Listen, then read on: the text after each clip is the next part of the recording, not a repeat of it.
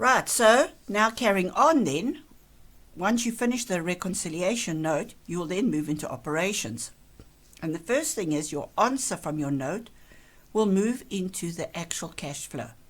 Now this is the formal cash flow. The note was just calculations because there were too many figures to try and fit into a bracket. Now the reason why I said to you had to add back interest on borrowed funds was that is a material item. It's important. And so on your actual face of your cash flow, you have to show the interest that is paid. It's an important item. Likewise, we picked up profit before tax. Tax, we said, is an outflow, but tax is a material item. So we have to show income tax paid. And the other one that we have to show is our dividends paid.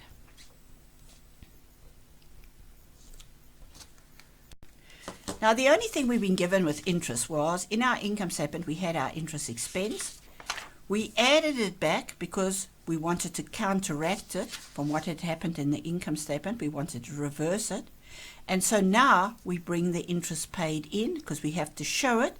So it's that same figure from up top there, 164,450 as an outflow.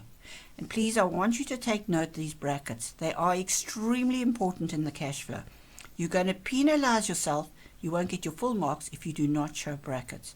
So interest is an outflow, and in this case, the expense and the amount paid are exactly the same. Now, the other material item that we have to show is that of our income tax. Now, we know that income tax comes part of your income statement. It's a percentage of your profit. So you've got a net profit before tax of 844,300, and your income tax is 30% of that. So just taking your calculators and working out 30%, your income tax paid is 253,290. But that's the expense. That is the 30% of the profit. But now we need to look further because I don't want to know what the expense is. I want to know what I paid. And under current assets here, you've got SARS income tax for this year of 7,500. Now you did this when you started company, so just go back in your mind and think about it. Why is SARS an asset? It's because your provisional tax was higher. You've paid more than you're supposed to pay. And SARS actually owes you money.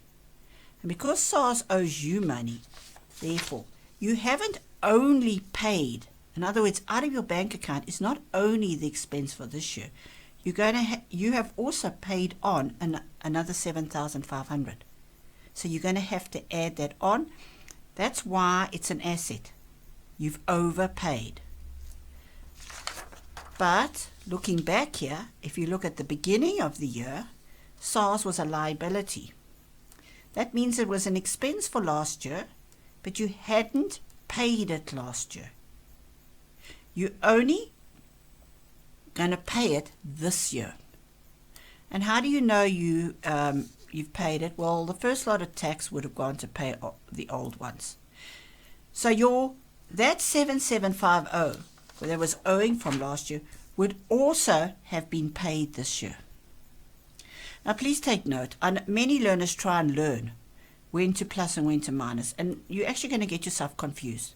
Because in this case, you haven't only paid this year's tax. You've paid too much, and you've paid last year's tax. So in both cases, they are actually both pluses. And that is important for you to remember when you're working. So don't try and learn. You must understand this. So your actual income tax paid is 268,540. 268,540, and again it must be in brackets because that's what you've paid. And then lastly, your dividends paid. Now what you were told in the information here is that you had a table, and in the table they said to you that your interim dividends. Now remember, your interim is what's paid during the year. So last year you paid an interim dividend of 80 cents per share, but that's last year. We're not worried about it. It was paid out last year, so you can ignore that. At the end of the year, there was a final dividend. Now remember that final dividends are declared, not paid. So by the end of last year, you owed this 25 cents per share. And that is why if you look in your balance sheet, you'll see under liabilities, you started off with an amount of 52,525. Now the first dividends you would have to pay out this year would have been last year's dividends. You're not going to pay any dividends this year until you've settled off last year's. So the first thing we did was to pay that. Then, during the course of this year, there was interim dividends and there was final. Now the final dividends, again, would have only been declared. That's why you've got a liability here. But you have not paid those, so you don't have to worry about that. The amount that you've paid is the 40 cents per share interim. Now we need to know how many shares we had.